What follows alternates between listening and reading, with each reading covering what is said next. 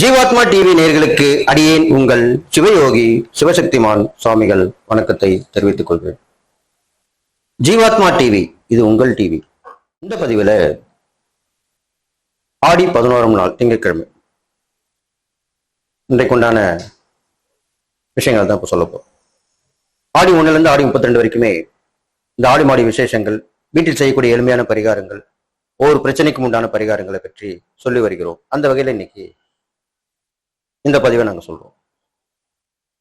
நீங்க கவனமாக கேட்டு நடந்து கொண்டீர்களானால் இந்த பிரச்சனையிலிருந்து வெளியே வந்துடலாம், நல்ல வாழ்க்கை வாழலாம், எல்லாற்றிலும் வெற்றி மேல் வெற்றி கிடைக்கும் அப்படின்னு சொல்லி இப்ப என்னுடைய குருநாதர் வணக்கம்.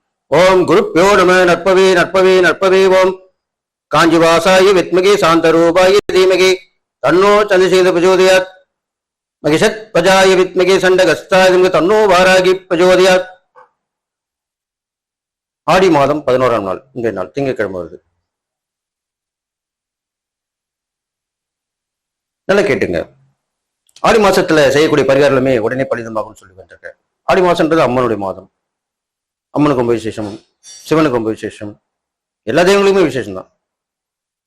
இப்ப நான் சொல்லக்கூடிய இந்த விஷயம் என்னவென்றால், ஒண்ணு பணபலம் இருக்கணும், இல்லைன்னா படை பலம் இருக்கணும். ரெண்டுமே இருந்தா ரொம்ப சந்தோஷம். ரெண்டுமே இருந்தா யார் வேணா நான் சொல்ல போறாங்க. ஒண்ணு பணபலம் இருக்கணும், படைபலம் இருக்கணும். பணபலம் என்றால் என்ன? உங்க சொந்தம், நட்பு, உறவு எதுவுமே வேணாம். பேங்க்ல அக்கௌண்ட்ல இருக்கணும், பணம் இருக்கணும், அல்ல குறையாம இருக்கணும், செலவா வந்துகிட்டே இருக்கணும். அவ்வளவுதான். நீங்க நல்லா வந்துருவீங்க. உங்களுக்கு எல்லா வாழ்க்கையும் சித்திக்கும், எல்லா நாளும் பெற்று வாழ்வு போறீங்க. ஆனால் பணம் இல்லாதவங்க என்ன பண்ண முடியும்? படை பலம் இருக்க வேண்டும். படைபலம் நான் யார் தெரியுமா? உங்களுடைய உற்றார் உறவினர்கள் சொந்தக்காரங்க தெரியும். உற்றார் உங்களுடைய நட்பு வகை. அப்ப நட்பு, உறவு, இந்த ரெண்டு தான் மெயினா முக்கியமா இருக்கும். எந்த ஒரு ஃபங்க்ஷன் இருந்தாலும் நம்ம அவங்கள தானே கூப்பிடுறோம். ஃப்ரெண்ட்ஸ் அண்ட் ரிலேஷன் அப்படின்னுவோம். நட்பு, உறவு அப்படிதான் சொல்லுவோம். இதுல நெருங்கிய நட்பு, நெருங்கிய உறவுனா இன்னும் விசேஷம். எதுக்கு இவ்வளவு பீடிக்க போறேன்னு தெரியுதா? இவங்கெல்லாம் உங்களோட ஒற்றுமையா காலங்காலமா உங்க கூட இருந்தாதான் பணம் இல்லைனா கூட இவங்க மூலியமா நீங்க ஜெயிச்சிடலாம். உதவி பண்ணுவாங்க, ஏதோ ஒரு வகையில் உதவி பண்ணுவாங்க. அப்ப இதுல மீண்டு வருதுன்னா என்ன பண்ணும்? அதுக்கு எந்த தெய்வத்துடைய வழிபாடு?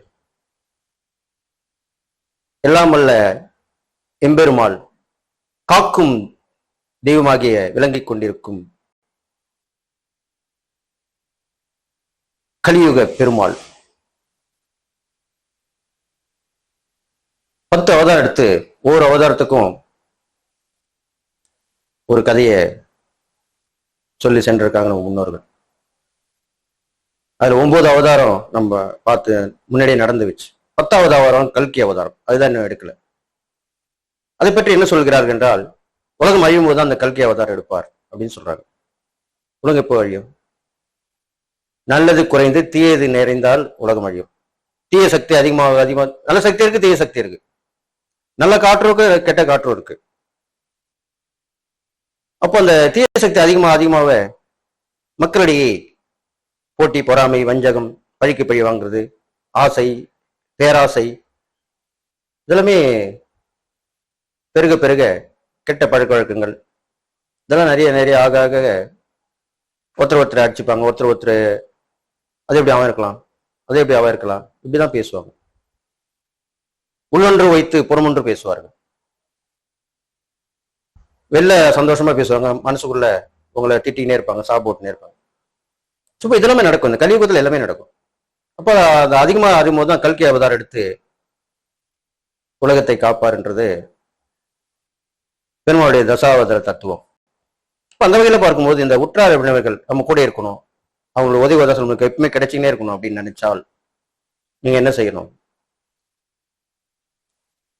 பெருமாளுடைய வழிபாடு. வீட்டுல கண்டிப்பா விளக்கேற்றி பெருமாள் படத்தை வச்சு வணங்கி வழிபடலாம். பெருமாள் கூட எப்பவுமே லட்சுமி இருப்பாங்க. லட்சுமியோட ஏனையும் தான் பெருமாள் இருப்பார். அவரை வணங்கி விடலாம். காக்கும் தெய்வங்களை காத்து ரட்சிக்க வேண்டும். எங்களோட இருக்கிற உற்றார் சொந்த பந்தங்கள், உற்றார் உறவுகள், நட்பு உறவுகள் எல்லாமே நீண்ட நிலைத்திருக்க வேண்டும். எந்த பிரச்சனை இருந்தாலும் சரியாகி அவங்க எங்களோட சுமூகமா இருக்கணும் அப்படின்னு சொல்லி வரணும். இதுக்கெல்லாம் அந்த பெருமாளுடைய அம்சமாக யாரை வழிபடுவது? நீங்க மகாபாரதம் பார்த்திருப்பீங்க இல்லையா? அதுல கிருஷ்ணர் தானே எல்லாமே. நல்லவரும் அவரே, கெட்டவரும் அவரே, தர்மத்தை நிலைநாட்டுபவரும் அவரே, சூழ்ச்சி செய்பவரும் அவரே. எப்படி வருது பாருங்க. நல்லதும் அவரை தான் செய்யறாரு, கெட்டதும் அவர் தான் செய்யறாரு. ஆனா நன்மைதான், முடிவு சுபம். அப்ப கிருஷ்ணர் அவதாரத்துல கிருஷ்ண பெருமாளை வணங்கும். கிருஷ்ண பரமாத்மா அப்படிதான் சொல்லுவாங்க. கிருஷ்ண பரமாத்மா. இந்த கிருஷ்ணனுடைய கோயில் இருக்கும். நான் நிறைய தடவை சொல்லியிருக்கேன், கிருஷ்ணர் கோயில் கிடைக்கலாம் கவலைப்படாதீங்க. பெருமாள் கோயில் போங்க, அங்க கிருஷ்ணர் நினைச்சுங்க. நீங்க வழிபடும் போது கிருஷ்ண ஓம் கிருஷ்ணாய நம, கிருஷ்ணா கிருஷ்ணா, ஹரே ராமா ஹரே ராமா ஹரே ராமா, ஹரே கிருஷ்ணா ஹரே கிருஷ்ணா ஹரே கிருஷ்ணா அப்படி சொல்லிட்டு வாங்க. ஒன்றும் தப்பு கிடையாது. நீங்க எந்த தெய்வத்தை பேர் சொல்லி வாங்கிங்களோ அந்த தெய்வமாக ஆகிவிடுவார் அவர்.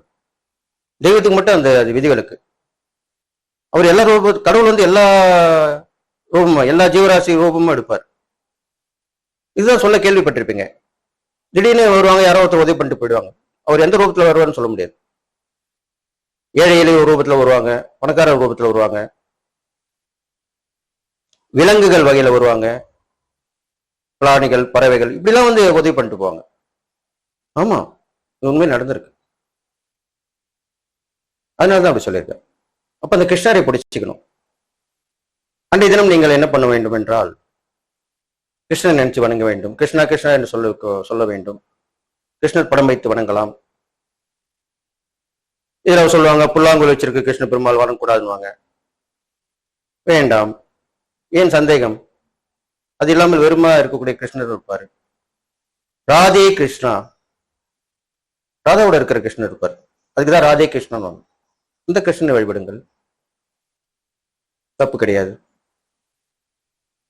கிருஷ்ணரை வழிபட்டு வந்தீர்களானால் உங்களுடைய நட்பு உறவெல்லாம் நிலைத்து நிலைக்கும். அவங்க ஏதாவது தப்பா பேசினா கூட நீங்க உங்களை அந்த கிருஷ்ணர் வந்து உங்களுடைய பேச்சை மாத்திடுவார். அவங்க கெட்டதா பேசினா கூட நீங்க நல்லதா பேசுவீங்க. அப்ப என்ன பண்ணுவாங்க, அவங்களே திரிஞ்சிருவாங்க. ஐயோ என்னடா நம்ம இவரை திட்டுறோம், இவ்வளவு கோவப்படுறோம், பேசுறோம், இவர் அமைதியா இருக்காரு. அப்படியே பேசினா கூட சிரிச்ச முகத்தோடு பேசுறாரு, பொறுமையா பேசுறாரு, நிதானமா பேசுறாரு, இவர்கிட்ட நம்ம கோச்சிக்கணும் அப்படிதான் நினைப்பாங்க. அப்ப அந்த பகை போயிடுது இல்லையா? பகை போய் நட்பு தானே வருது, அன்பு தானே அங்க பிறக்குது. அப்ப இந்த கிருஷ்ணரை வழிபட்டு வர வேண்டும். பெருமாள் அம்சம் கொண்டு அந்த கிருஷ்ணரை வழிபட்டு வர வேண்டும். கிருஷ்ணா கிருஷ்ணா என்று போதும் சொல்லிக் கொள்ள வேண்டும். அவருடைய நாமாக்களை சொல்லி வரலாம், எழுதி வர வேண்டும். ஸ்ரீராமஜெயம் எழுதுற இல்லையா, அதுவும் அது கிருஷ்ணருக்கு. ஸ்ரீராமஜெயம் எழுதினாலே எல்லா பெருமாளையும் குறுக்கக்கூடிய ஒரே வார்த்தை ஸ்ரீராமஜெயம் தான். அந்த ஸ்ரீராமஜெயம் எழுதி வரலாம். 108 குறைஞ்ச எழுதிட்டு வரணும். சில பேர் பாத்தீங்கன்னா காலைல 108 சார் 108 எழுதுவாங்க, நோட்டு போட்டு எழுதினு வருவாங்க. ஒரு நோட்டு முடிஞ்சிச்சுன்னா இன்னொரு நோட்டு எழுதுவாங்க. இதெல்லாம் சும்மா என்ன தோணும் எழுதுறது இல்லை. இதெல்லாம் வந்து விஷயம் இருக்கு, சக்தி இருக்கு. அதுக்கு நம்ம ஆயுள அதிகரிக்கும், அது நம்ம பிரச்சனையை தீர்க்கும். ஏன் உங்களுக்கு அதெல்லாம் புரிய மாட்டேது? தொடர்ந்து எழுதிட்டு வாங்க. வெள்ளை பேப்பர் எடுத்துங்க, அதில் எழுதிட்டு வாங்க. நோட்டு போட்டு அதுவே எழுதிட்டு வாங்க. ஸ்ரீராமஜெயம் எழுதினாலே போதுமானது. அதே மாதிரி அந்த கிருஷ்ணரை நினைத்து கொண்டு வாருங்கள். என்னுடைய உற்றார் உறவினர்கள் சண்டை இல்லாமல் சச்சரவாமல் இருக்கணும், என்னோட சந்தோஷமா இருக்கணும், எனக்கு அவங்க உதவி வித்தியாசம் இருக்கணும், நான் அவங்களுக்கு உதவி வித்தியாசம் இருக்கணும், இப்படி சொல்லிட்டு வாங்க. தப்பு கிடையாது. இப்போ இதெல்லாமே ஆடி மாசத்துல பண்ணும்போது மிகுந்த பலனை கொடுக்கும். கிருஷ்ணர் கோயில் போயிட்டு வரலாம், பெருமாள் கோயில் போயிட்டு வரலாம், அங்க வழிபட்டு வரலாம். வெளியே வரும்போது தான தர்மம் செய்து வர வேண்டும். இதுல வந்து துணிமணி எடுத்து கொடுத்து ரொம்ப விசேஷம். தான தர்மத்துல சாப்பாடு எல்லாருமே கொடுப்பாங்க, தண்ணி எல்லாருமே கொடுப்பாங்க, துணிமணியை ஒரு சிலர் தான் கொடுப்பாங்க. அந்த துணிமணி எடுத்து கொடுக்குறது அவ்வளவு விசேஷம். துணிமணி நம்ம உடம்போடு ஒட்டி இருக்கிறது, நல்லா கவனிக்கணும். ஏன் நான் சொல்றேன்னா, அப்போ உங்களுக்கு நட்பும் உறவும் உங்களோட ஒட்டி இருக்கணுமா வேணாமா? அப்ப அந்த துணிமணி நம்ம உடம்போடு ஒட்டி இருக்கிறது தானே. எனக்கா யோசிச்சிருக்கீங்களா? அந்த துணிமணியை தானம் பண்ணுங்க, தானம் கொடுங்க. எனக்கு ஒண்ணுமே இல்லை கொடுக்கறதுக்கு, பைசா இல்லை, வாங்கி கொடுங்க. பழைய துணிமணிகளை அனாதை ஆசிரமத்துக்கு தானம் செய்யுங்கள்.